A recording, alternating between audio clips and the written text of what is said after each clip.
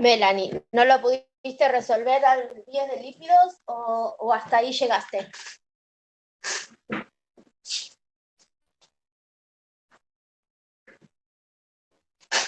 No lo pudiste resolver. A ver, ahí lo miramos.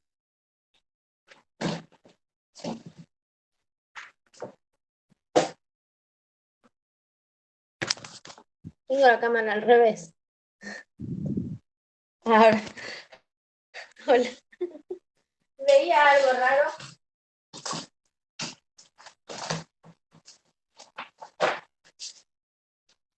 ¿Quieren ir mirando también el ejercicio 10 de lípidos? Así lo vemos todos.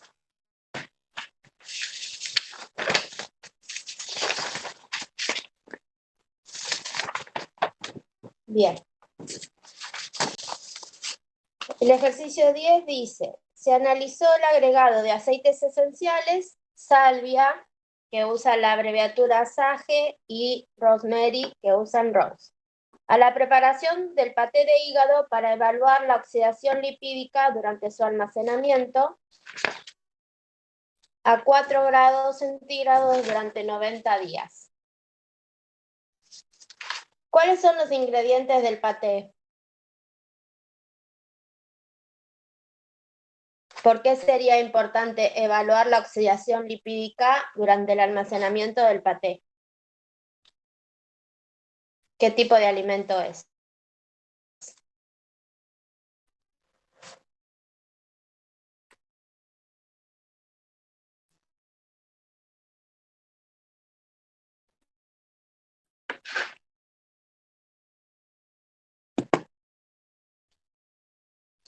No es específicamente una grasa, pero sí tiene un alto contenido de grasa. El paté, diferentes formulaciones, tiene carne, hígado y, bueno, especias y condimentos, ¿sí? Entonces se va a formar una emulsión. Es una emulsión cárnica el paté, ¿sí? El paté es una emulsión cárnica. Esa emulsión se forma entre los lípidos, las proteínas y el agua que tenga el alimento. Melanie, ¿querías abrir el micrófono? Me parece que me apareció un cartelito. Ah, está bien, listo. Bueno, ¿qué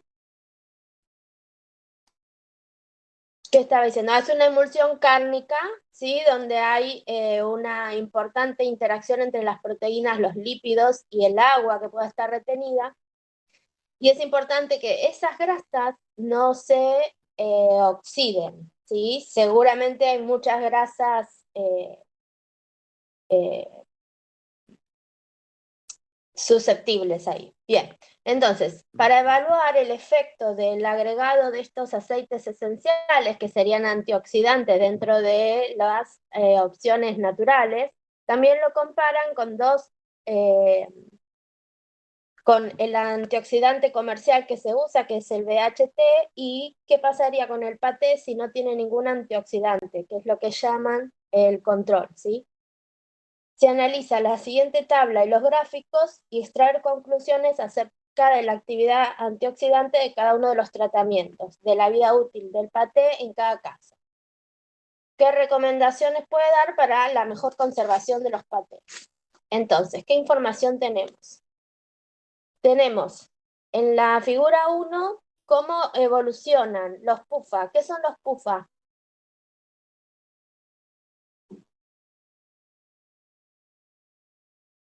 ¿Qué significa PUFA? Ácidos grasos insaturados. Sería polyunsaturated fatty acid, ¿sí? Es el contenido de ácidos grasos insaturados. Cuanto mayor es ese contenido de ácidos grasos poliinsaturados, más susceptibles son esas grasas a oxidación, ¿sí? Acá vemos que en el momento 0 tenemos un alto contenido de ácidos grasos poliinsaturados, lo cual lo hace un alimento a tener muchas precauciones respecto de qué factores ¿De qué tenemos que proteger a este alimento? De la oxidación. De la oxidación. ¿Y cuáles son los factores que son promotores de la oxidación de los ácidos grasos presentes?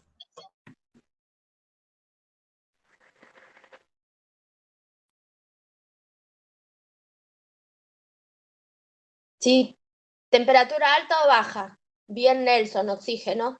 Roberto, temperatura alta o baja necesitamos. Oxígeno alto o bajo. ¿Qué pasa con la luz? ¿Presencia o no presencia de antioxidantes? ¿Sí? Bien. UV, ahí veo que en el chat lo están poniendo. Tenemos que protegerlo del oxígeno, de la temperatura alta, de la presencia de luz. Si hay ausencia de antioxidantes, eso también hace más susceptible al alimento de ser oxidado, ¿sí? Bien. Vemos que al momento cero tenemos un alto contenido de ácidos grasos poliinsaturados. A los 30 días parecería que la mayoría de los patés los mantienen. ¿En cuál a los 30 días ya vemos que hay una disminución del contenido de ácidos grasos poliinsaturados?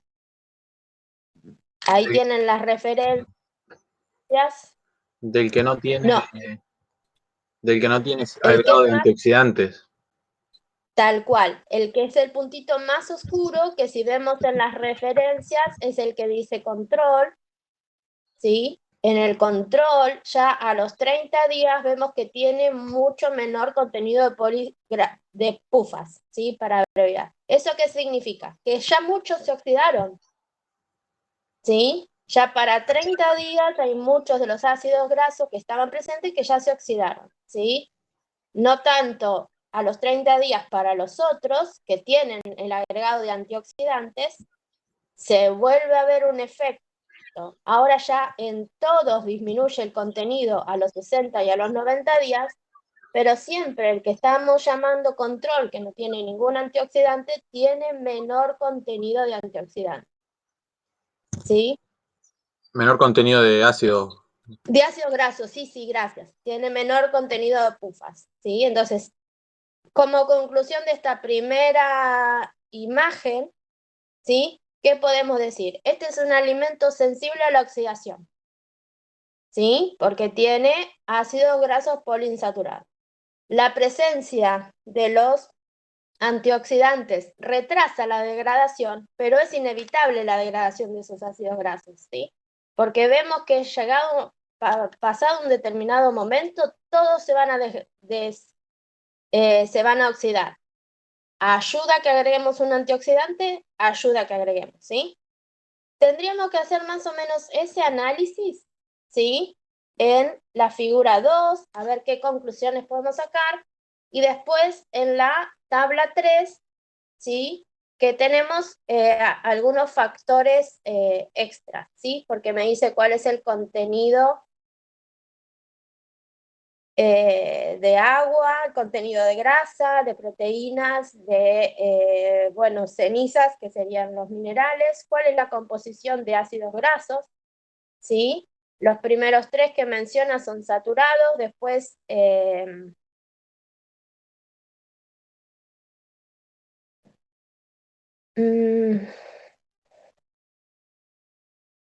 SFA, monoinsaturados, y sí, lo pone al revés. No, me confundía las siglas. Analiza el contenido de ácidos grasos para los saturados, monoinsaturados y poliinsaturados en cada uno de los patés que se probaron, ¿sí? Entonces, ese análisis que yo hice de la primera, lo podrían hacer también en la segunda, que lo que mide es la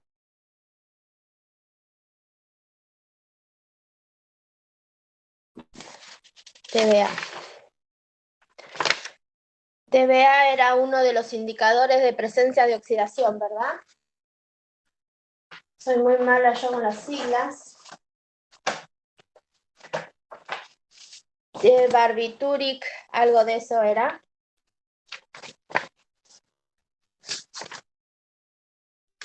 Mi memoria es débil, pero la de ustedes no, porque lo tienen estudiado. Ácido tibarbitúrico.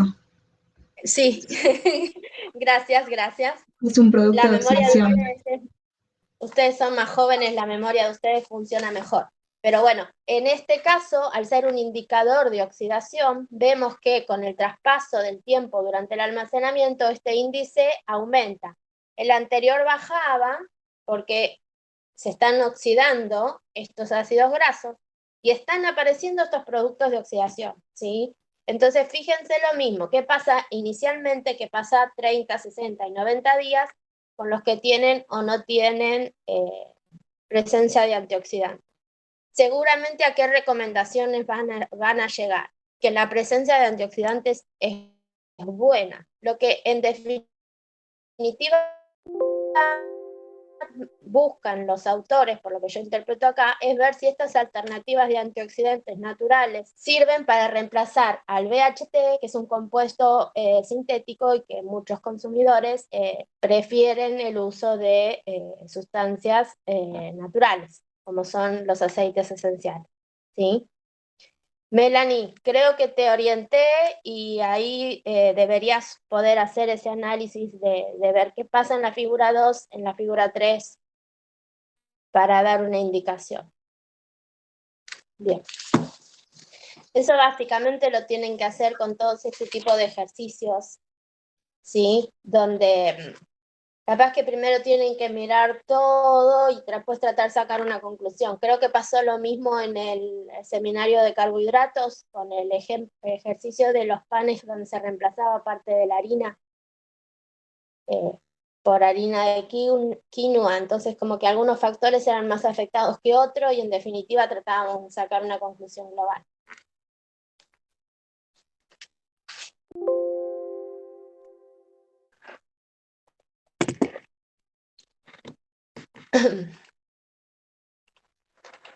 Bueno, yo les quiero, no sé si tienen alguna otra pregunta. Yo busqué unos videitos que les quiero mostrar para que charlemos un poco de propiedades funcionales de las proteínas. En realidad de propiedades funcionales, porque ahora como ya vimos lípidos, hidratos de carbono y proteínas, que son los mayores, son los macronutrientes, ya puedo hablar un poquito más integrado de un alimento en general. A ver. Creo que puedo.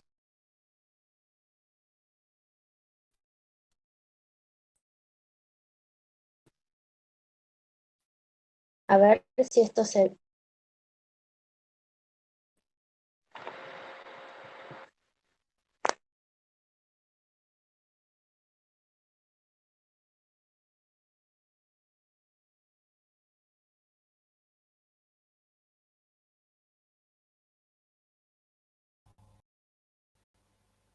¿Escuchan el sonido?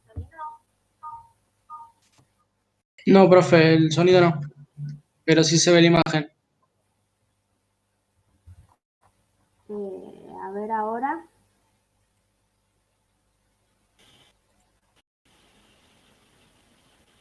Alcanzar la temperatura adecuada. Ahí sí. Para comenzar, llena la jarra con leche fría justo debajo de la parte inferior de la boquilla. El volumen de leche aumentará durante el proceso. Guía de texturización de la leche para su cafetera expreso Oster Barista Max. El texturizado implica calentar y airear la leche con vapor. La técnica óptima para texturizar la leche requiere el ángulo correcto del tubo de vapor, la posición de la jarra de la leche y alcanzar la temperatura adecuada. Para comenzar, llena la jarra con leche fría justo debajo de la parte inferior de la boquilla. El volumen de leche aumentará durante el proceso de texturización, así que ten cuidado de no llenar demasiado la jarra. Gira la perilla a la posición de vapor para permitir que el vapor se caliente. Una vez que la luz haya dejado de parpadear y esté completamente iluminada, gira brevemente la perilla a la posición de apagado. Coloca el tubo de vapor en la boquilla de la jarra, a una distancia de un dedo del borde y justo debajo de la superficie de la leche. Gira a la posición de vapor comenzar a texturizar. Mantener la jarra lo más estable posible y a medida que aumenta el nivel de leche, bajar la jarra para mantener la punta justo debajo de la superficie. La texturización debe hacer un ruido suave y se debe crear una acción de remolino en la jarra. Si escuchas un sonido de gorgoteo, entonces la punta del tubo de vapor no está lo suficientemente profunda. Si escuchas un chirrido, la punta está demasiado profunda. Así que ajusta la posición de la jarra debidamente. A medida que el vapor se va calentando y texturizando, el nivel de la leche aumentará. Para completar el proceso, sumergí el tubo de vapor completamente dentro de la leche. Esto mezcla la leche y la espuma, haciéndola más densa y suave.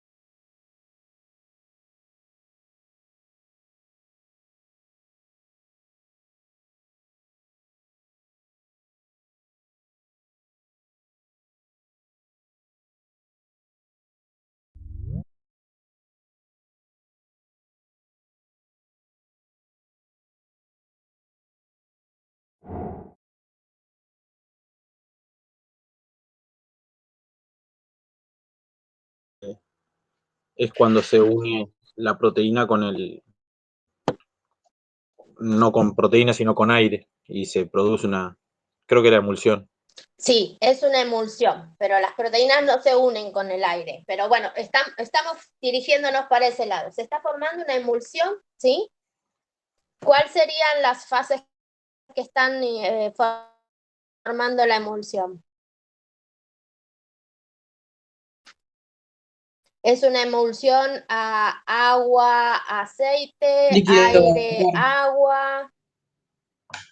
Líquido vapor sería, ¿sí? Se le está introduciendo aire al sistema, ¿sí? En este caso no es una emulsión, ahí veo que Roberto había puesto, en este caso sería una emulsión más tirando a una espuma, ¿sí? Donde lo que estamos haciendo es airear un sistema, ¿sí? Por lo cual aumenta el volumen. La idea es que esas burbujas de aire que estamos introduciendo dentro de la leche sean lo suficientemente pequeñas y estables como para formar esa crema que el barista estaba hablando, ¿sí? La grasa sí se emulsiona, pero esto se puede hacer también con leche descremada. El sistema funciona igual. No es el componente principal. La leche, al ser entera, tiene un 2% de grasa. ¿Sí? Estoy respondiendo a lo que está poniendo Roberto en el chat. Pero si vos querés hacer esto con leche descremada o una leche, sí, con una leche descremada se forma igual, porque lo que estás introduciendo es aire, ¿sí? Cuando se hace con leche entera, esto puede llegar a quedar más cremoso porque también se rompen más los globulitos de grasa de la leche, que si bien ya viene homogeneizada, y se forma también la fase líquida, digamos, tiene el espesante también de la materia grasa, pero no es absolutamente necesaria la presencia de materia grasa en este caso. Sí, las proteínas. Bien. ¿Y qué notaron que decía de la temperatura?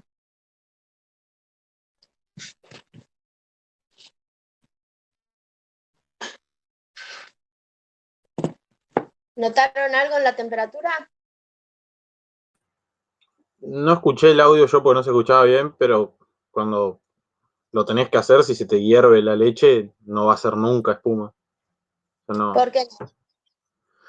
Y hoy que tuve la clase, creo que es porque empieza a disminuir la solubilidad, ¿era?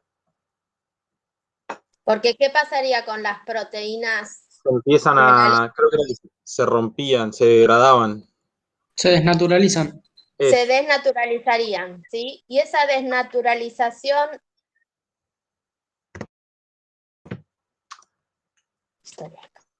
Y esa desnaturalización, que es una desnaturalización térmica, ¿es reversible o irreversible? Irreversible. Es irreversible, sí.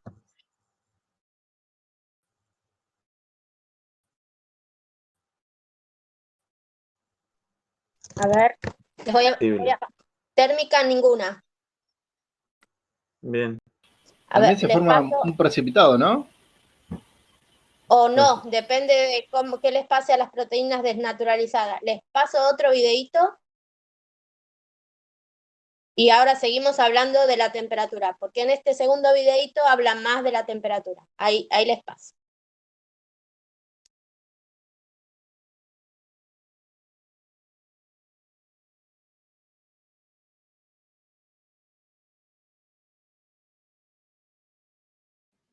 No se escucha, Gaby.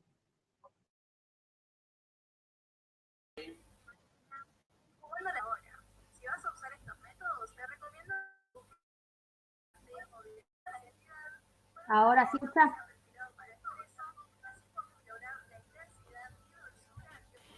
No, muy lejos.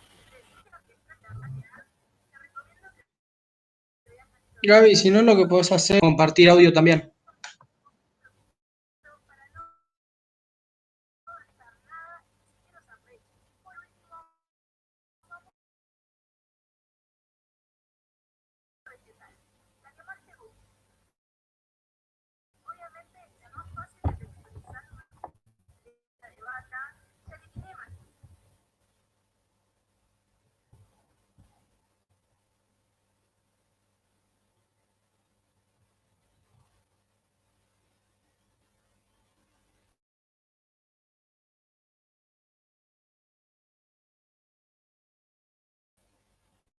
Tanto en la química como en el sabor de la leche.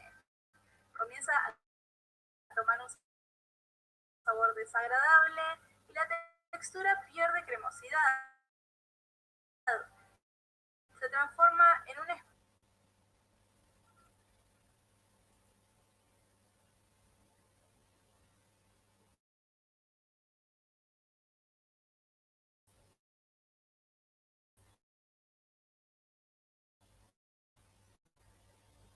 ¿Ahora se ve o no? ¿Ahora sí?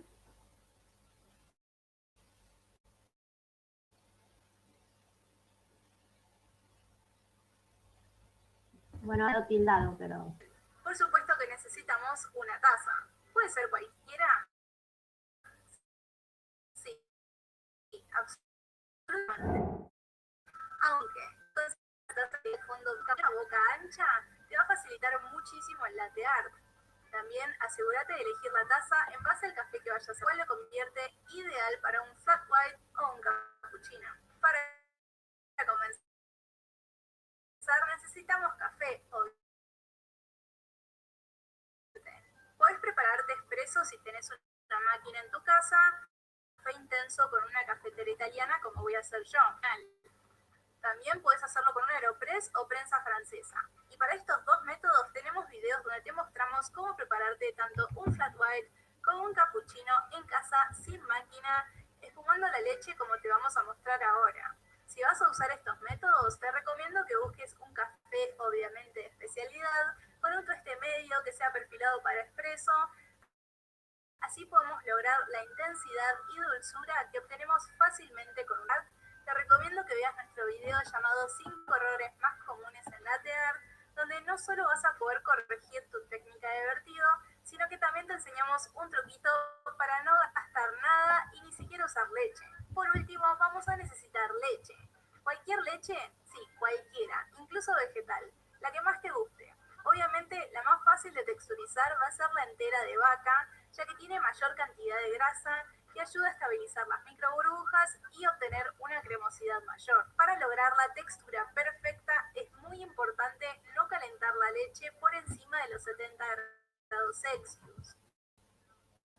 Una vez que pasamos esta temperatura, se produce un cambio permanente tanto en la química como en el sabor de la leche. Comienza a tomar un sabor desagradable y la textura pierde cremosidad. Se transforma en una espuma seca y astringente.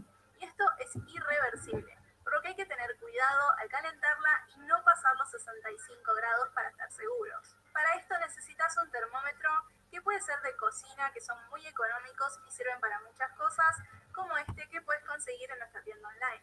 Entonces, una vez que calentamos la leche en el microondas o al fuego, monitoreando la temperatura, estamos listos para espumar. Para esto, si ves que el filtro de la prensa no llega hasta el fondo, generalmente podés desarmarlo y quitar la tapa para que tenga más lugar. Aunque esto lo recomendamos si utilizas una prensa grande como esta y no vas a usar tanta leche. En este caso, esta es una prensita de 350 mililitros, por lo que no hace falta hacerlo, y además si quitas la tapa es muy probable que vuelques al momento de batir. Y ahora vamos con la técnica, que es donde ustedes tienen más consultas, porque o les queda mucha espuma o muy poca. El tema es así. Primero tenemos que saber que naturalmente el volumen de la leche va a crecer, ya que le estamos añadiendo aire, estamos emulsionando. Pero no queremos que crezca mucho, como el doble de su volumen original, sino que crezca un poquito, una mitad más, es decir, que suba hasta un 50% de su volumen inicial, donde digamos que tenemos 2/3 de leche y 1/3 de espuma para que se entienda. Puedes ayudarte a marcar el volumen inicial y hasta dónde querés llegar con un pedacito de cinta, por ejemplo. En la primera parte de la emulsión vamos a bajar y subir el émbolo de la prensa abarcando toda la longitud y lo vamos a hacer unas 3 veces. Con esto vamos a ver cómo se forman burbujas grandes en la superficie. En esta parte le incorporamos una buena cantidad de aire a la leche. Y ahora, en la segunda parte, vamos a bajar y subir el émbolo y no pasarla para no agregarle más aire. Acá lo que estamos haciendo es incorporar el aire que ya agregamos al comienzo, homogeneizando la textura, y cuanta más nos quedemos en esta segunda parte, mejor va a quedar. Entonces, repetimos, te recomendamos contar 3 presiones largas desde arriba hasta abajo y luego quedarte 1 minuto haciendo las presiones cortas por debajo de la superficie. Y esto es para hacer una taza. Si querés texturizar leche para...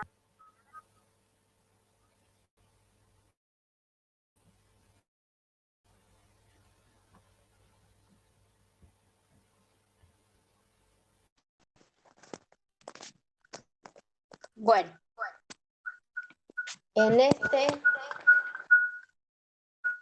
este explicaba un poco más el tema de la temperatura, y les mostré el otro primero porque este habla de emulsificar la leche, entonces era como que ya les daba de entrada la respuesta. A partir de ahora, ustedes lo que deberían hacer es cuando ven algún tipo de, lo que les decía el otro día de la receta. Ahora para nosotros las recetas tienen un significado bioquímico detrás, ¿sí? En este caso, la explicación de por qué no pasar de los 70 grados centígrados, porque los cambios son irreversibles, que la barista dice, para nosotros, ¿qué significa si nosotros tenemos que decirlo en un lenguaje bioquímico? Que recién lo estábamos hablando igual. ¿Qué pasa por encima encima de los 65 grados, que no debe pasar. Pasados a temperatura, las proteínas, ¿cómo era que Se desnaturalizan. se desnaturalizan? Se desnaturalizan, ¿sí? Y seguramente en la clase de teoría con Roberta hablaron de que cuando las proteínas tienen que cumplir sus funciones de emulsionantes o espesantes, ¿sí? No las podemos desnaturalizar. ¿Qué necesitamos que pase con las proteínas en esos casos que necesitamos que estabilicen una emulsión? ¿Por qué tampoco trabajamos con la leche fría?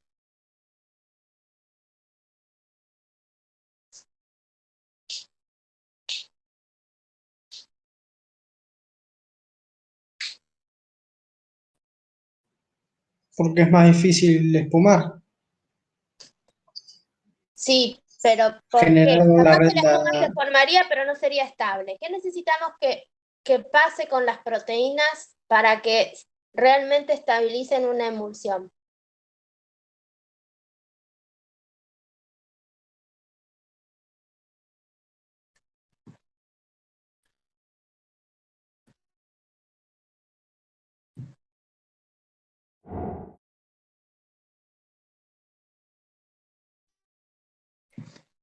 La emulsión, Roberto ahí dice que no habría emulsión ya que no se desdoblarían. La emulsión se va a producir entre la fase acuosa, que en este caso es agua con los azúcares de la leche disueltas, proteínas solubles, vitamina, calcio, todo lo que tiene la leche, ¿sí? Y el aire que nosotros le estamos introduciendo. Ese proceso se va a dar, ¿sí?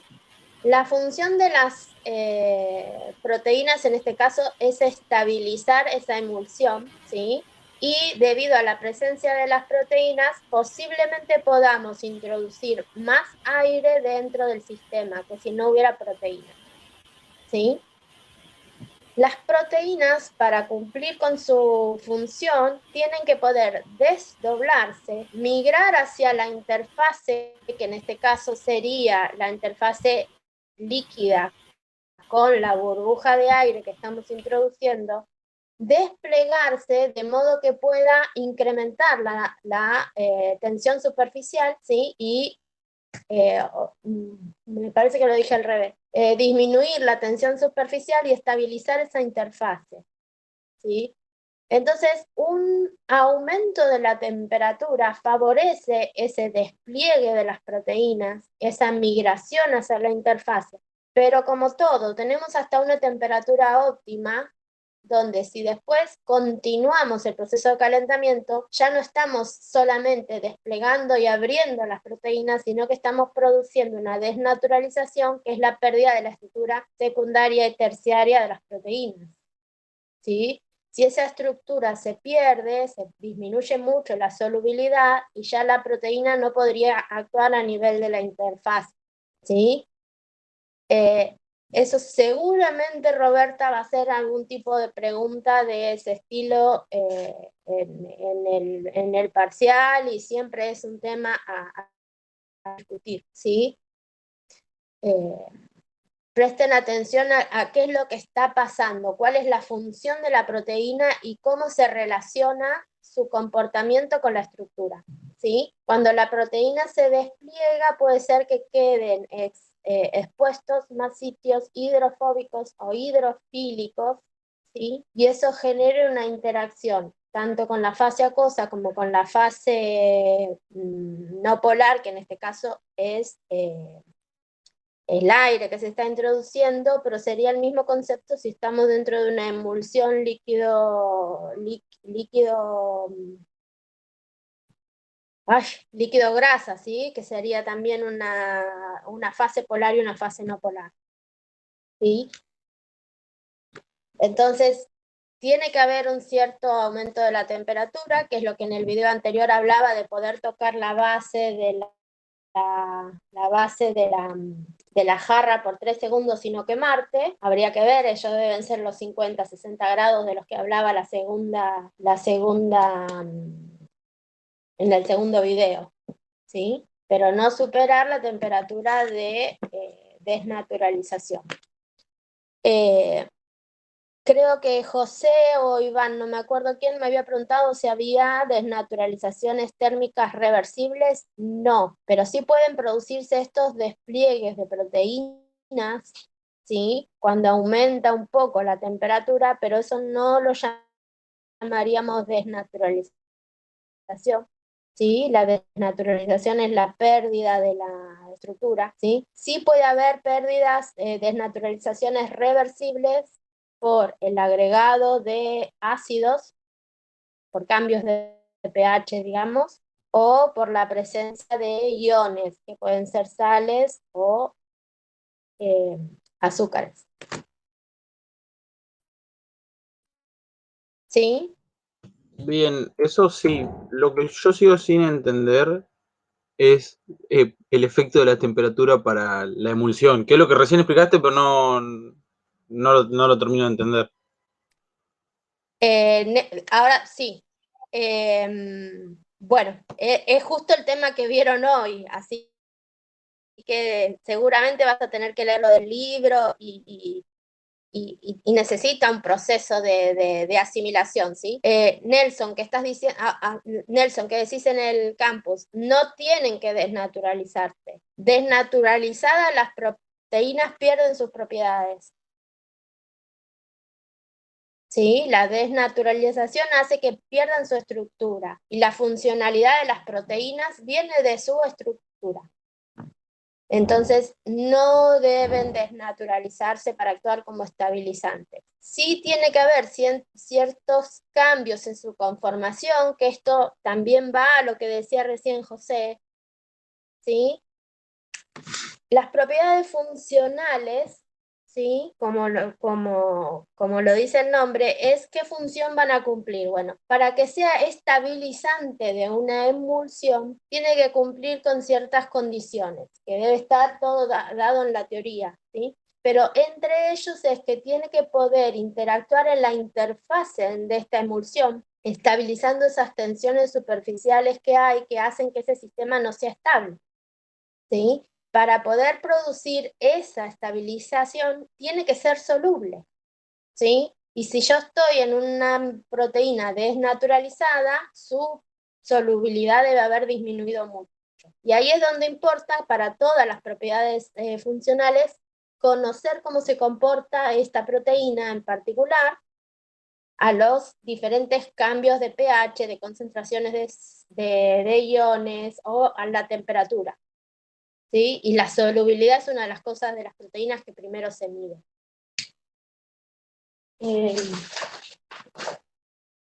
Fíjense, ¿sí? Que seguramente en la segunda parte de la clase de proteínas, ustedes vieron, ¿sí? Cuando ven las propiedades funcionales, ¿sí? Roberta se las clasificó en A, B y C, ¿sí? Todas aquellas propiedades funcionales que se relacionan con la hidratación, las propiedades funcionales que se relacionan con las interacciones proteínas-proteínas y las propiedades funcionales relacionadas con los fenómenos de superficie, ¿sí? Y ahí donde habla de fenómenos de superficie es donde entra todo lo de la estabilización de emulsiones, ¿sí?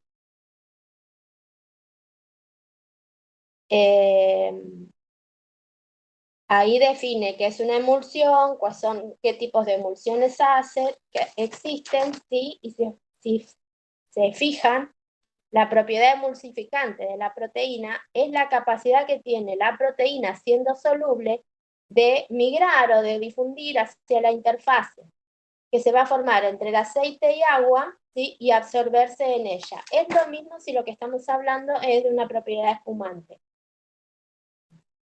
¿sí?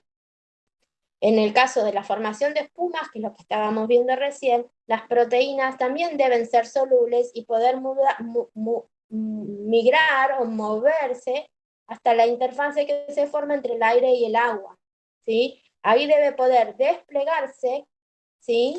Y extenderse rápidamente para poder estabilizar esas diferencias de tensiones que hay, modificando la tensión superficial.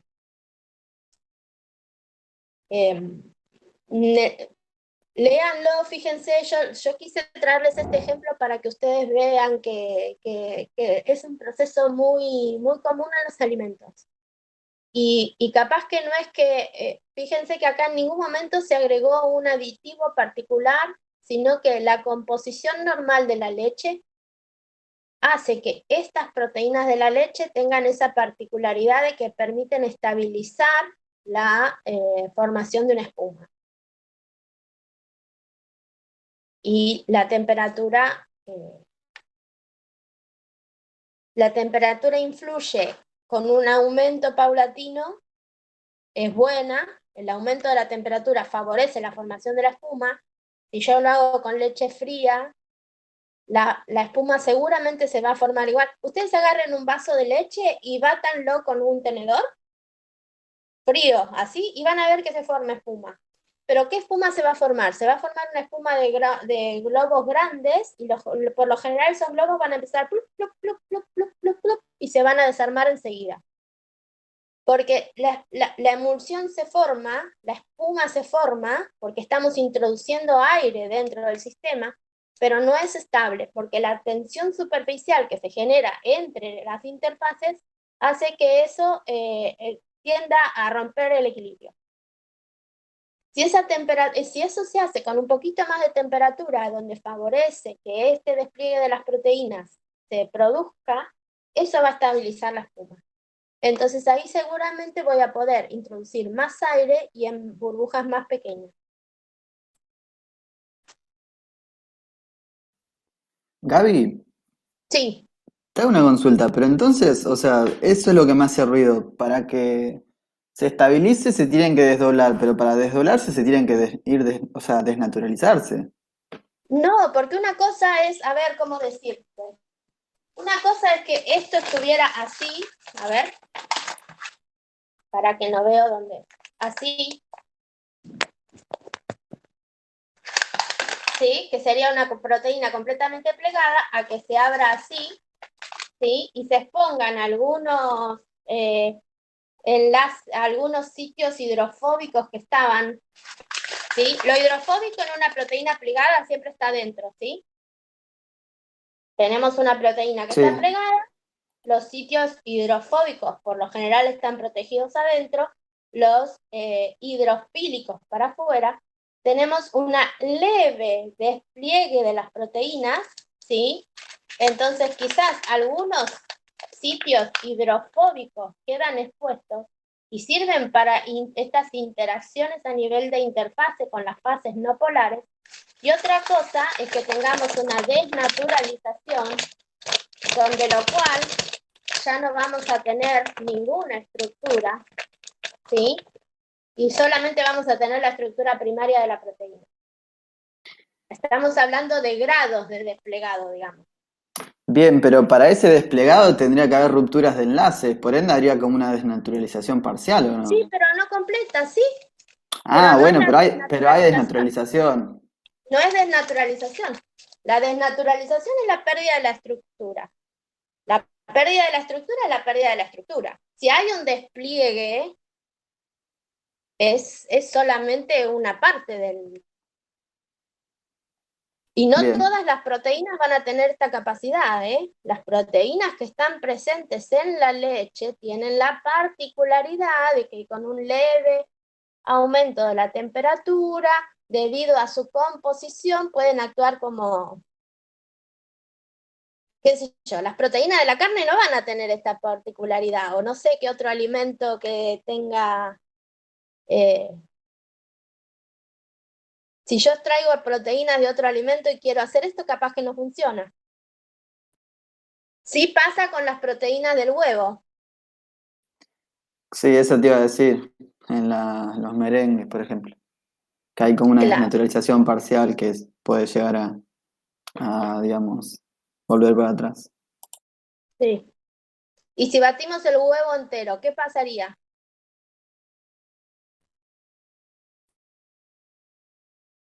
En el caso de un merengue, solamente va la clara, ¿sí? La clara.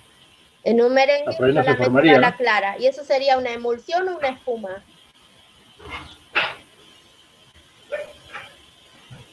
Una espuma. Una espuma, porque ¿qué tenemos ahí? Tenemos las proteínas de la leche, perdón, las proteínas del huevo, agua, vitaminas, azúcares agregadas. Para hacer el merengue agregamos azúcares, ¿sí? Se forma una espuma. Pero si nosotros batimos el huevo entero, aire, obvio, ¿sí? Por eso es una espuma. Por eso es una espuma. Tenés grasas también. ¿Cómo? Tenés grasas cuando batís el huevo entero también. Ah, Por ahí eso sería la tenés una emulsión. yema. Ahí sería una emulsión, porque el contenido de grasas de la yema es elevado, ¿sí? También estoy introduciendo aire cuando bato un huevo, ¿sí? También estoy introduciendo aire, pero ahí ya hay una interacción con las grasas también para formar una emulsión, ¿sí? ¿Qué pasa si yo cocino? ¿Qué pasa cuando yo cocino el merengue o si voy a hacer un omelette, por ejemplo, y lo cocino? ¿Qué pasa con esa red, esa estructura de proteínas que se formaron, ¿sí? Para estabilizar ya sea la emulsión o la espuma?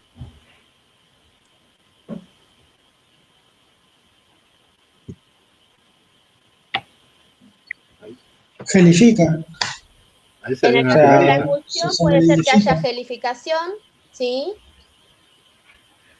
Pero ¿qué pasa con las proteínas específicamente? Y se desnaturalizan. Cuando yo cocino el huevo, se desnaturalizan las proteínas. ¿Sí? Pero esa red ya se armó.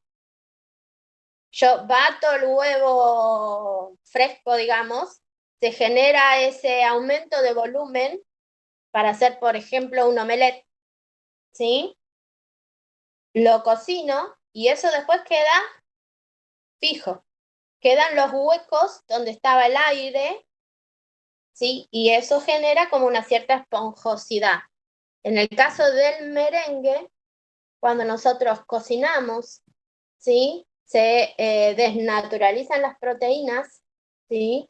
La espuma queda sólida porque se pierde el agua que estaba retenida, ¿sí? Se pierde el aire porque la temperatura del horno aumenta y queda la porosidad de la espuma, ¿sí? Donde solidifican las proteínas que había y los azúcares que habíamos agregado en el caso del merengue, ¿sí? ¿Se entiende cómo ustedes tienen que empezar a pensar los sistemas alimenticios? Ahora ustedes tienen que más o menos, cuando ustedes dicen una preparación tiene huevo, bueno, ¿tiene huevo entero o tiene solamente la clara o tiene solamente la yema? Si tiene el huevo entero, yo estoy agregando proteínas, estoy agregando lípidos y estoy agregando un montón de lecitinas. ¿Se acuerdan qué eran las lecitinas? Que lo hablamos la clase pasada. ¿Qué Tenían una fase, una parte, ventaja extra tiene como ingrediente ligante? tiene una parte que es hidrofóbica y esas eran las lecitinas, ¿no? Las lecitinas habíamos dicho qué tipo de lípidos eran. Eran anfipáticos, sí. ¿Y te acordás cómo los clasificábamos dentro de los lípidos? Eran un fosfolípido, ¿sí? Y estos fosfolípidos, al ser anfipáticos, ¿qué función podrían llegar a cumplir? Los habíamos agregado en el chocolate con ese objetivo. Son emulsionantes, ¿sí? El huevo tiene emulsionantes naturales, por eso es como que se lo llama como un ligante, ¿sí? No sé si ustedes consumen croquetas, a mí me encantan, yo me hago croquetas de todo lo que sobra va a parar una croqueta. Brócoli, coliflor, choclo, zanahoria rallada, cualquier cosa que tenga es huevo, lo que haya quedado, un poco de avena, croquetas. Y eso queda ligado por el huevo. El huevo hace esa integración de ingredientes, ¿sí?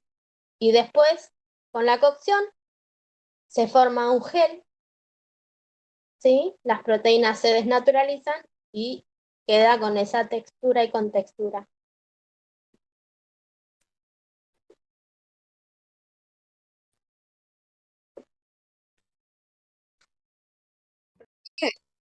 ¿Te puedo hacer una consulta? ¿Está bien Sí, que digamos que cuando la proteína se desdobla, o sea, se despliega, es una desnaturalización parcial o no está bien usar el término así? ¿una qué? ¿Una desnaturalización parcial? Sí, Sí, pero yo no sé qué necesidad tienen de decir desnaturalización. La proteína se despliega. No sé si Roberta lo dijo así en clase, por eso están tan empecinados en decir que se desnaturaliza. A ver. es como, digamos, el comienzo de la desnaturalización que se despliega, ¿o no?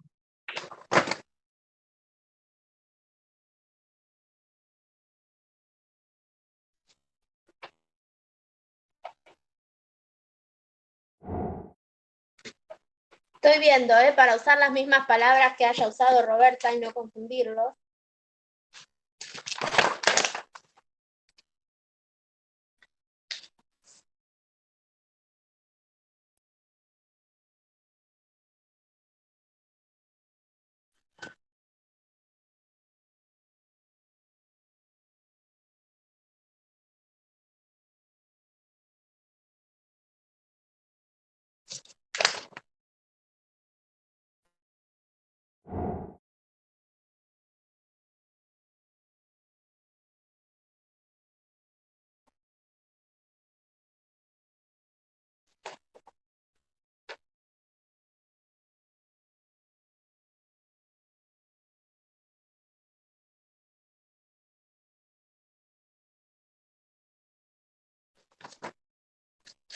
Bueno, acá estoy viendo donde habla de las interacciones proteínas-proteínas, que más que nada habla de las formaciones de geles ahí, ¿sí?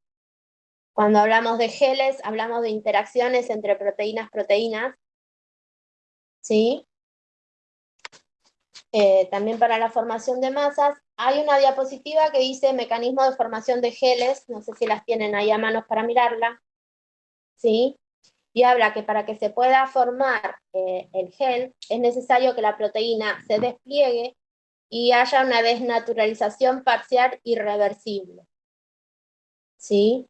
Ahí las proteínas tienen que tener una agregación tridimensional ordenada, o sea que se tiene que formar esta red de proteínas. Se forma una red proteica,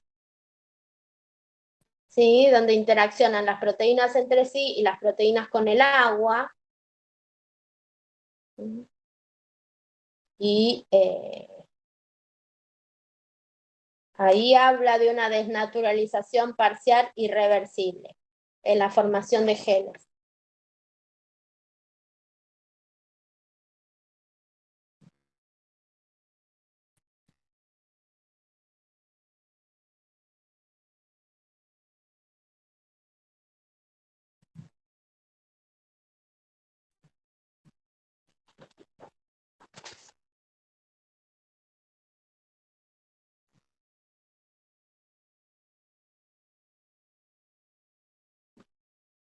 Pero bueno, solamente habla de desnaturalizaciones parciales en el caso de los geles. Y en el caso de la formación de los geles, muchas veces para que se forme el gel, está asociado a un tratamiento térmico, ¿sí?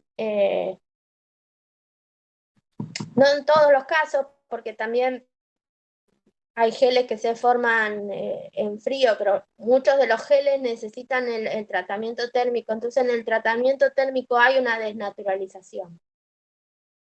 No así necesariamente en la formación de espumas. Perfecto. Entonces, en ese caso, para lo que es espumas o emulsiones, usamos el término se desdoblan. Sí, sí, No nos digamos, enroscamos tanto. sí, no sé, es un detalle mínimo a lo que ustedes tienen que tener en cuenta, es que cambia la conformación de la proteína. Una cosa es cómo está la proteína a 10 grados, otra es cómo está a 40 y otra cómo está a 70, ¿sí? Si yo tengo una proteína a 10 grados y la llevo a 40, seguramente va a haber algunas interacciones nuevas que se van a formar, va a haber otra fuerza de enlaces y un montón de cosas que van a afectar la conformación. Pero si yo la vuelvo a llevar a 10 grados, va a volver a la conformación de 10 grados. En cambio, si yo tengo una proteína a 10 grados y la llevo a 80 grados, ¿sí? La desnaturalizo y por más que el sistema alimenticio vuelva a llamo una desnaturalización y a lo otro llamo un cambio conformacional. ¿Querés decirle desnaturalización parcial reversible? Decile, no tengo ningún problema. Pero quiero que se entienda ese concepto importante de que hay ciertos... Lo mismo con los pH. Si yo llevo una proteína de pH 2 a pH 8, lo más probable es que el cambio de conformación sea reversible. Pero si yo la llevo de pH 2 a pH 14, y capaz que la rompí. ¿Sí? Entonces ahí puedo quizás hablar de una desnaturalización parcial por un cambio de pH o de una desnaturalización completa e irreversible por un cambio de pH. Por lo general, cuando trabajamos con alguna proteína, las proteínas del huevo están ampliamente estudiadas, ya se sabe absolutamente todo. Pero quizás si uno extrae una proteína en particular de un... Si uno habla de una proteína particular que extrae de algún lado y la quiere estudiar, lo primero que hace es ver cuál es su solubilidad a diferentes pH para saber el punto isoeléctrico, cómo se comporta a diferentes temperaturas, cuál es su temperatura de naturalización, cómo se comporta con la presencia o no de sales. Sí, no todos los desdoblamientos llevan a una desnaturalización completa. Y es como que son cambios de conformaciones, un despliegue de una proteína o...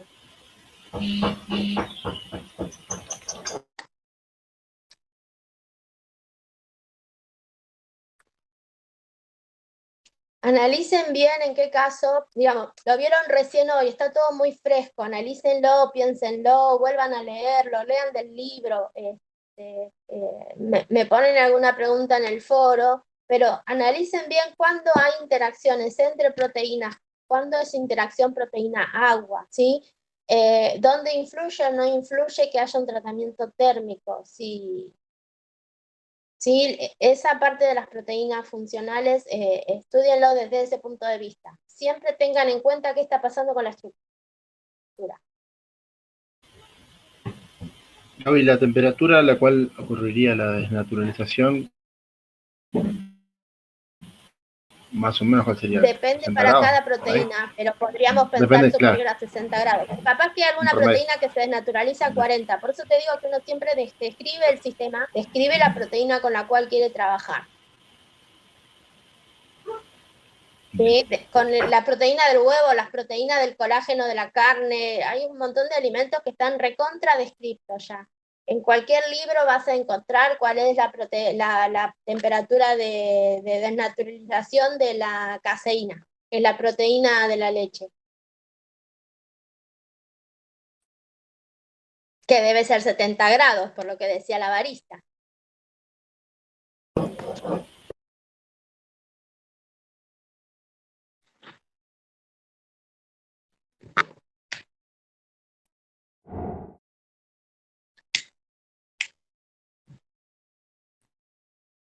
Ahora les tiro una incógnita para ustedes. ¿Se acuerdan que en la clase donde hablamos de hidratos de carbono hablamos del postre?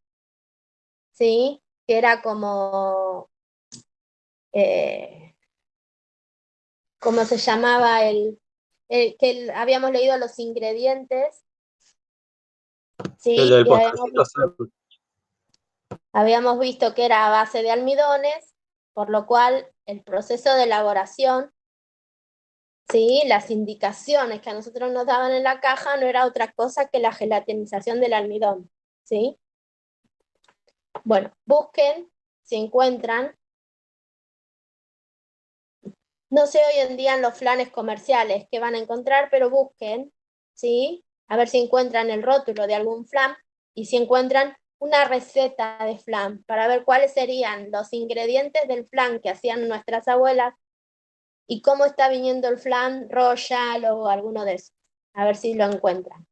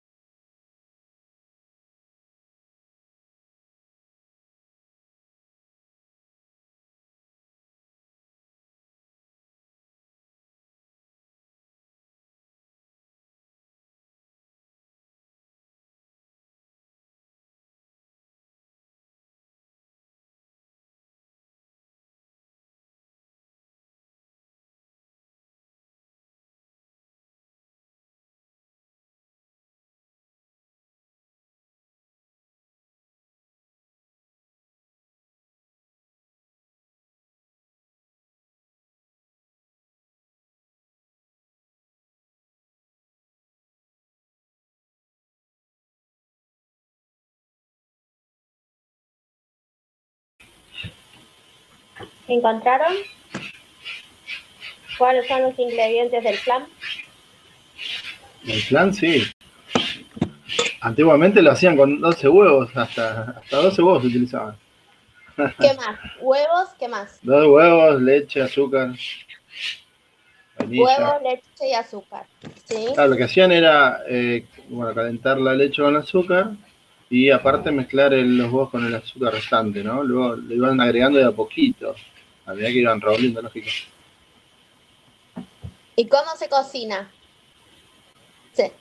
Se cocina.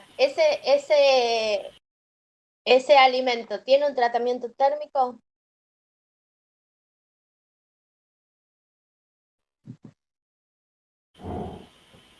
Sí, a baño María. ¿Por qué a baño María? ¿Qué es el baño María? A baño de agua. ¿Cuál sería el término? Tienes una cocción Claro, es más lenta. continua de temperatura. Más constante, ¿no? La temperatura por ahí. Cuando vos tenés un baño María, lo que haces es tener una temperatura constante para no superarla. ¿Como máximo cuánto? 100. Porque ¿qué es? ¿Es un baño de qué? Agua Isotérmico, ¿no era?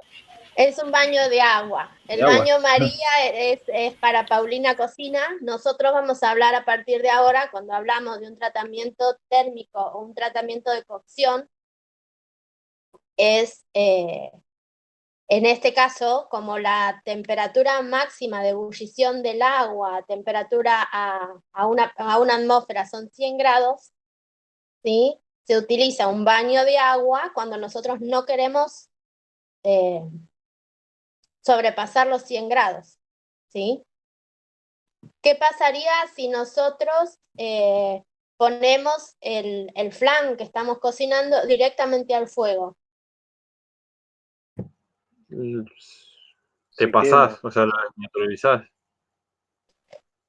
Habría muchos procesos que las temperaturas serían muy elevadas, ¿sí? Acá nosotros necesitamos que el proceso de cocción sea lento para permitir la gelificación, ¿sí? Nosotros queremos, en este caso, que se favorezcan las reacciones las interacciones proteína-proteína, y por el otro lado no queremos caramelizar los azúcares, ¿sí? Sí podemos llegar a tener un azúcar caramelizada en el caramelo que se pone en la base del molde, ¿sí? Pero el azúcar que está dentro de la estructura del flan, que va a estar disuelta en la fase líquida, ¿Sí? No la queremos caramelizar, si no va a quedar ese sabor amargo fuerte que tiene el azúcar caramelizada. A mí en particular no me gusta mucho, no me gusta el flan directamente, pero con caramelo me gusta menos todavía. No me gusta el sabor amargo que le queda al azúcar caramelizado.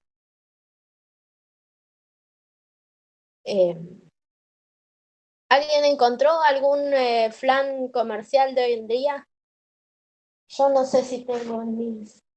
A ver dónde las dejé. Como no me gusta el flan, yo no compro.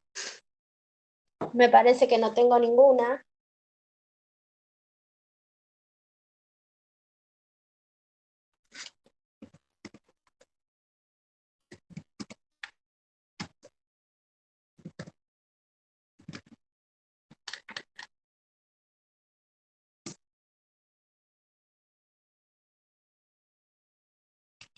Bien, acá acabo de encontrar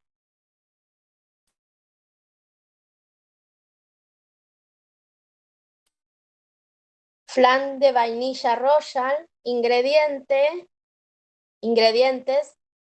azúcar, sal, maltodextrina, gelificante, que es carragenina, aromatizante artificial de vainillas, edulcorantes no calóricos, ¿sí? Lo vamos a ir viendo a medida que avancemos en el cuatrimestre, pero cuando se declaran los ingredientes en un alimento, hay que declararlos del principal al que está en menor cantidad, ¿sí? El principal ingrediente del flan que viene en cajita es el azúcar, ¿sí? Y fíjense que el segundo es la sal. Después tiene maltodextrina, que es un almidón. Tiene un gelificante, que es la carragenina. Tiene aromatizante. Edulcorantes no nutritivos. Tiene tartrazina, amarillo casos, esos son todos colorantes.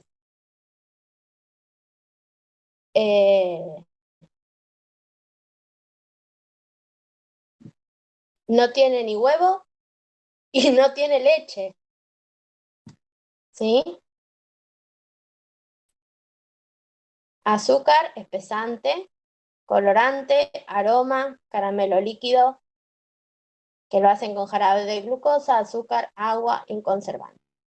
Puede contener trigo, huevo y leche. Eso lo ponen para cubrir legalmente para las personas que puedan llegar a tener alergias al trigo, al huevo y a la leche. Pero fíjense que el flan que viene en caja no tiene ni leche ni huevos. ¿Sí? Ese flan yo lo puedo comer. El flan casero no, porque no me gusta. Pero este, que no tiene huevo, si alguien lo preparó, lo como. Yo no compro y no lo preparo, pero el flan casero no lo puedo comer. Ya.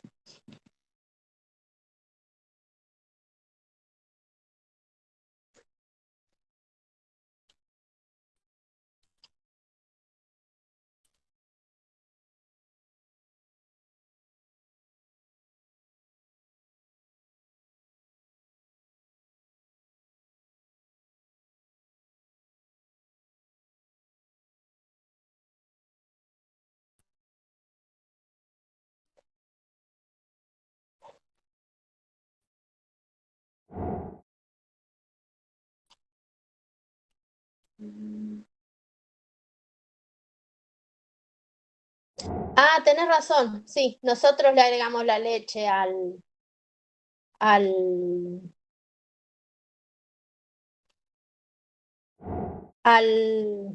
polvo de caja, tenés razón. No estaba considerando eso. Bueno, pero no tiene huevo. Y sí, deben formar las redes proteicas, pero falta toda la acción. En vez de ponerle huevo, ¿sí? Para que se forme este gel y la contextura que tenga el flan, esa textura de gel firme que tiene, que vos lo podés cortar. Vos podés cortar el flan, ¿sí? El postre que vimos el otro día no lo podés hacer en un molde y desmoldarlo, el postre. Sí, el flan se puede desmoldar y se corta y se sirve como porción de torta. Esa estructura de gel la da el huevo. En el caso de los flanes comprados, que el huevo no está, fíjate que ponen un espesante. Sí, que es el E407, habría que ir al código alimentario y ver qué espesante es. ¿Sí? El E407 y el que favorece la formación de ese gel es el espesante, con las proteínas de la leche seguramente. El E407 es carragenina. ¿Sí?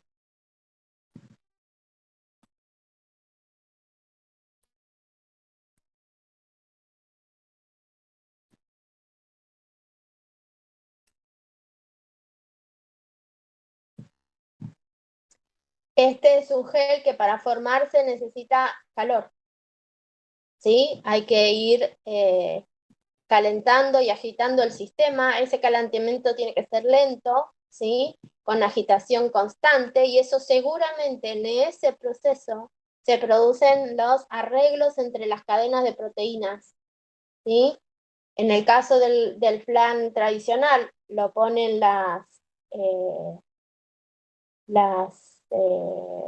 el huevo y la leche. En el caso del comercial, la leche y los espesantes que estamos poniendo. Por eso se puede cocinar también en la olla y en pocos minutos, y el flan que se hace en base de huevos y a leche, hay que hacerlo en baño de agua y seguramente lleva unos media hora, 40 o 50 minutos de cocción en el horno. ¿Sí? Otra cosa importante que siempre dicen todas las recetas de flan, que hay que hacer una vez que terminó la cocción. ¿Lo puedo desmoldar rápidamente?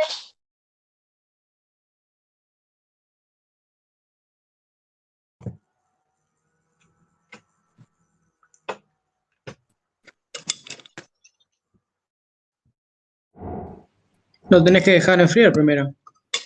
Hay que dejarlo enfriar, ¿sí? Para que se termine de formar la estructura del gel y se estabilice todo el sistema, se rearreglen.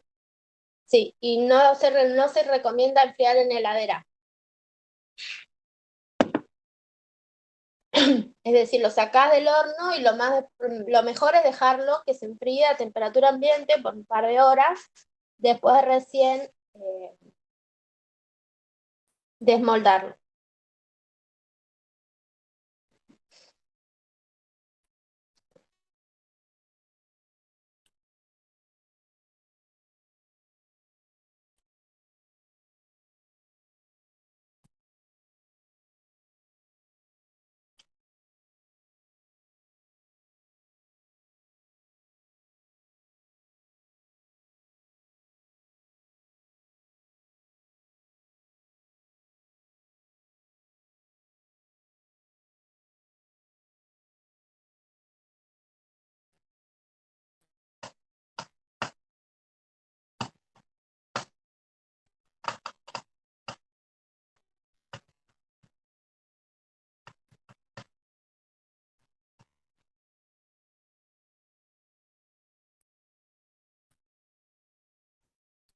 ¿Saben qué son las gelatinas?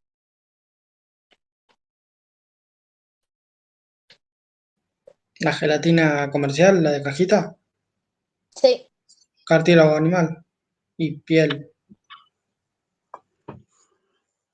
sí. Los que son veganos no pueden consumir alimentos que lleven como ingrediente la gelatina. ¿Sí?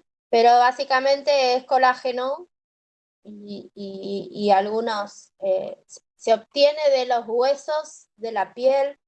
Sí, se hace un proceso como de extracción. La verdad que no recuerdo, sé que hay como un tratamiento térmico de los huesos y de la piel. Si está bien hecho, las proteínas que se obtienen de la gelatina son muy buenas, ¿sí? El tema, ¿qué pasa con las gelatinas comerciales? Las gelatinas esas que vienen de colores. ¿Cuál sería el problema nutricional, si quieren? Tienen Son más mucha azúcar que gelatina. Son más azúcar que gelatina, lleno de colorantes artificiales. ¿Sí? El problema son los aditivos. Pero la gelatina en sí, la gelatina sin sabor, si es de buena calidad, si está bien hecho el proceso de extracción, nutricionalmente es una proteína con un alto valor biológico. Yo sé de algunas personas que entrenan, que tienen entrenamientos muy rigurosos y que necesitan fortalecer articulaciones y que consumen gelatina. Yo he hecho, vos sabés que había visto por internet que obtienen el colágeno, ¿no? A partir de los huesos, ¿no? Con una cocción muy lenta. Y es genial, ¿no? Porque lo que obtenés es bien gelatinoso, ¿no? Es bien colágeno puro. Es horrible, Sí, pero bueno, es muy bueno. mi mejor amiga tiene una bebé de 7 meses y nada, la estoy ayudando y estuvimos viendo de cómo iniciar la alimentación de la bebé para que sea lo más saludable posible, que no coma como nosotras, que no imite lo que comemos nosotras, sino de tratar de no introducirle alimentos procesados por lo menos hasta el año de vida. En algún momento los va a empezar a comer, pero que coman los primeros meses lo más natural. Y en muchas páginas de alimentación para bebés recomiendan hacer los caldos. No lo hemos hecho todavía, pero ahora cuando haga más frío seguramente lo haremos. Recomiendan hacer los caldos con huesos, comprar el caracú y todo eso y hervirlo, un proceso largo. Sí, claro, con huesos. Y ese caldo que se forma es muy bueno en la composición de aminoácidos para la dieta de los bebés. Y hacerle sopa con eso a la bebé. Sí, inclusive se podía mezclar con otras cosas, ¿no? Para hacer otro tipo Claro, vos de... después a eso le agregás vegetales, le agregás lo que quieras, pero bueno, recomiendan usar eso y no los... Sí, seguramente. Sí, mi vieja también. Hacer esos pucheros con el caracú y eso. Así salí fuerte.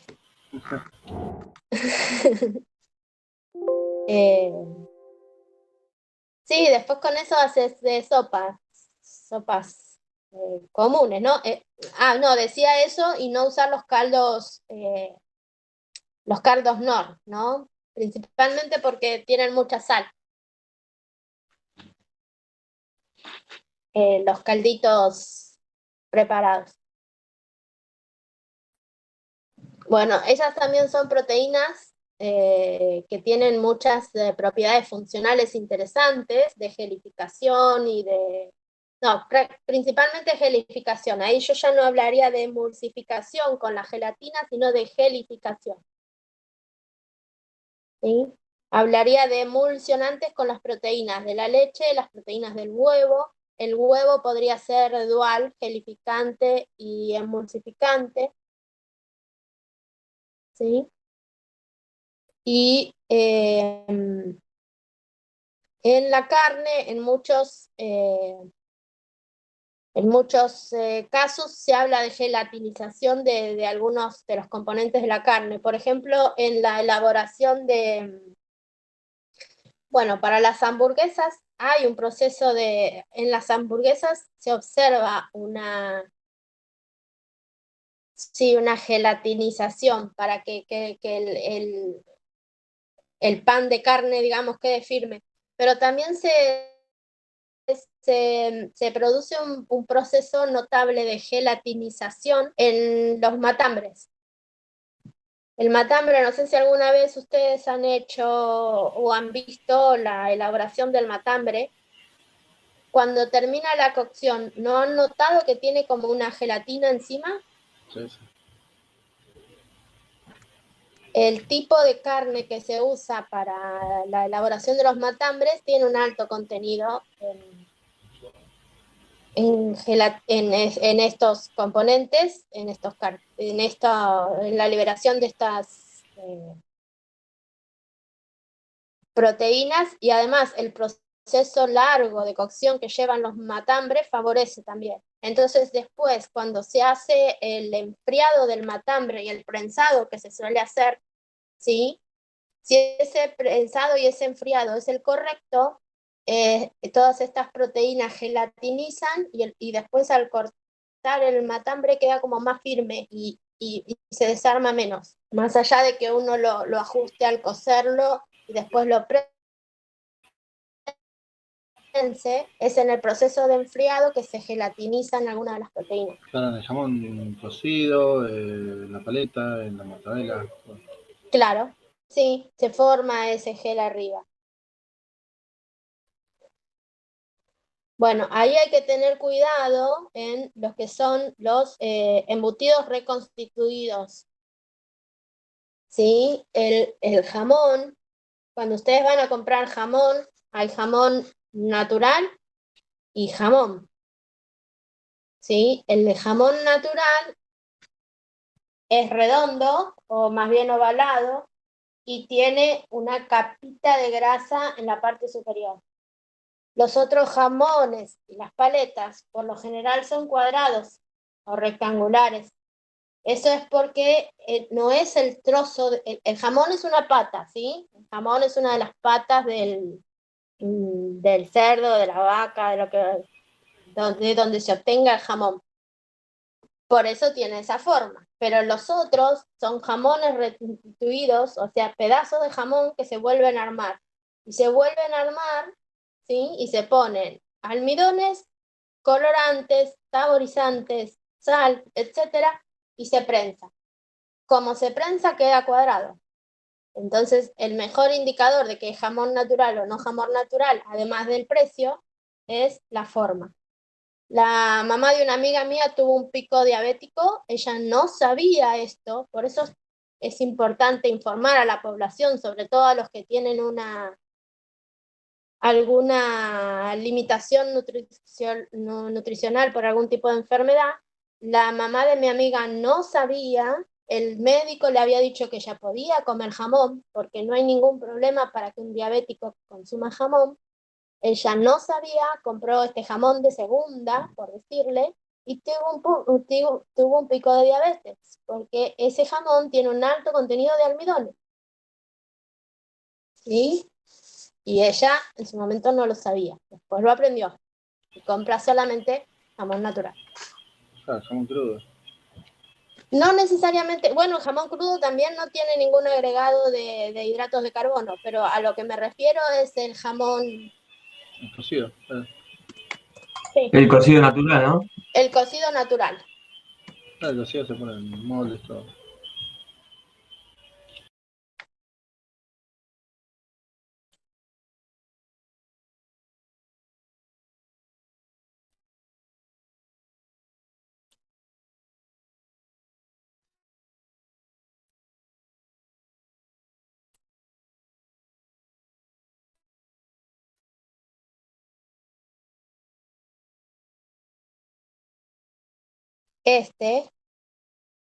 Ven que tiene una capa de grasa superior y que es redondo. Uh-huh. Todos estos son jamones naturales. Y si no, el jamón cocido, fíjense la forma que tiene.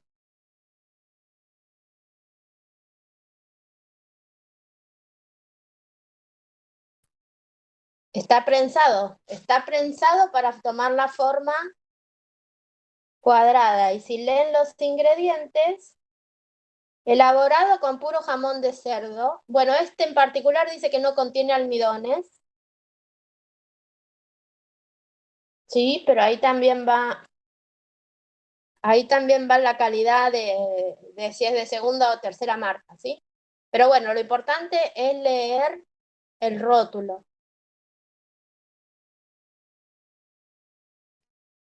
A ver si acá están los ingredientes.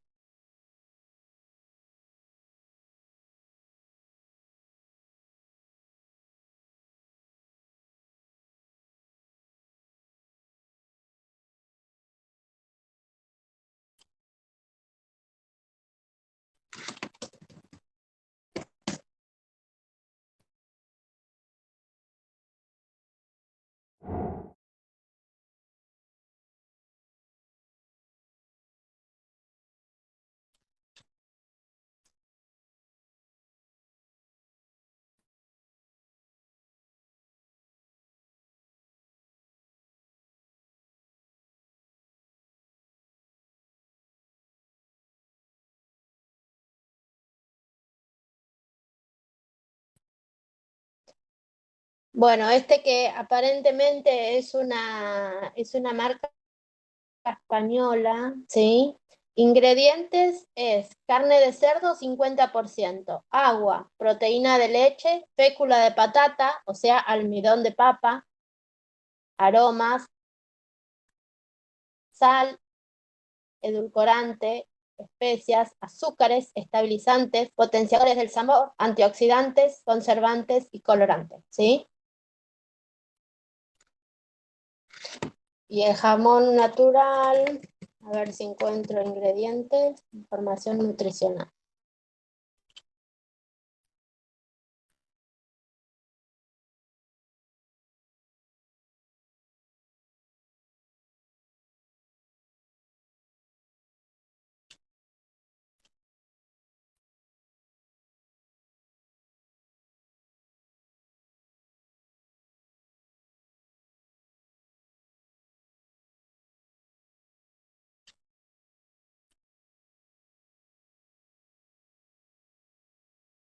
No alcanzo a leer.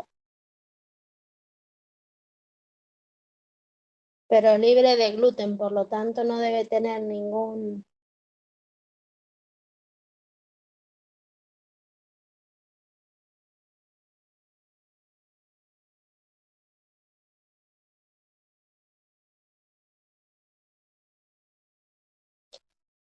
Bueno, siempre lean los ingredientes de los alimentos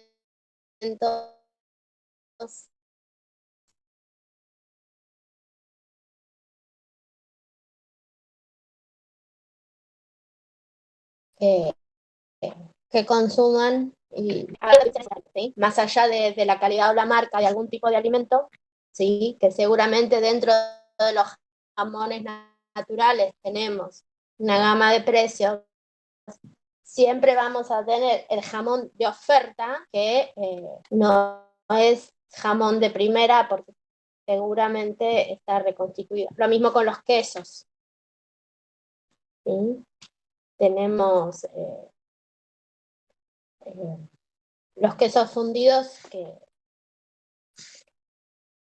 son otros quesos que se mezclan, se funden y salen los quesos untados. Bueno, eso es lo que yo había preparado. No sé si tienen preguntas, quieren que veamos algún punto en particular.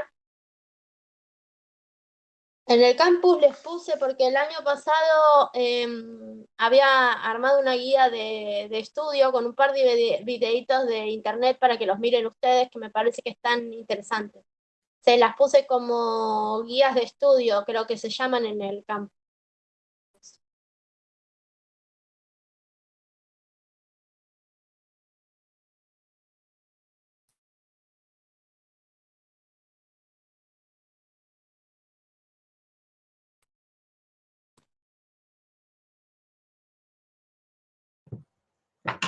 Yo ayer vi que había subido algo, pero como estoy todavía haciendo la guía de carbohidratos, todavía no los miré. Bueno. Pero vi que estaba ahí la guía de cómo ir. Fíjense esta semana y antes del lunes de tener los temas medianamente vistos para tener las consultas del lunes a la mañana, ¿sí? Aprovechen el lunes para hacer consultas. Ahí Karina me dijo que tiene ella un problema el lunes a la mañana, pero que va a estar a las 4 de la tarde. No sé si ustedes cursan algo los lunes a las 4 de la tarde.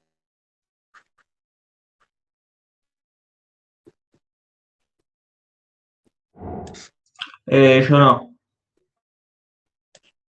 Melanie, si tenés alguna, Melanie puso que trabaja, ¿tenés alguna pregunta específica de teoría de agua o de hidratos de carbono que yo no te pueda contestar? Se la paso a Karina y yo después te contesto.